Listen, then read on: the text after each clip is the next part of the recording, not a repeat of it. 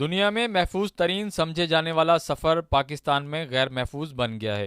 حادثات در حادثات، پے در پے سانحات کے باوجود سب ٹھیک ہے کا راگ لاپنے والے نااہل و ناسمجھ و نادان و نالائق نہ صرف حکمران بلکہ پاکستان ریلوے افسران بھی شاید کہر خداوندی کے منتظر ہیں۔ جمعہ کی شب روڑھی کے نواحی علاقے کندھرا ریلوے کراسنگ پر المناک سانحہ پیش آیا۔ محکمہ ریلوے کی غفلت اور نااہلی کے باعث ریلوے کراسنگ پر پھاٹک نہ ہونے کی وجہ سے پاکستان ایکسپریس نے کوچ کو ٹکر ماری، جس کے نتیجے میں کوچ 3 حصوں میں تقسیم ہو گئی۔ پاکستان ایکسپریس کی زد میں آنے والی مسافر کوچ میں سوار 20 بد نصیب مسافر جاں بحق ہو گئے، جبکہ 28 افراد زخمی ہیں۔ اس میں کوئی شک نہیں کہ وقت کی رفتار سے تیز بھاگنے کی کوشش کرنے والے نادان و ناسمجھ بس ڈرائیور عموماً ایسی حرکات کر بیٹھتے ہیں جس کے نتیجے میں حادثات رونما ہوتے ہیں۔ ملک بھر میں بیشتر مقامات ایسے ہیں جہاں محکمہ ریلوے کی جانب سے پھاٹک تو نہ بنائے گئے، البتہ ریلوے کراسنگ پر پلر اور ان پر لائن اپنی ذمہ داری سے عبور کر لیں جیسی شرمناک ہدایت لکھ کر عوام کو ان کے حال پر چھوڑ دیا گیا ہے۔ پاکستان ریلوے کا حادثے کی ذمہ داری قبول نہ کرنا افسوسناک بلکہ شرمناک عمل ہے۔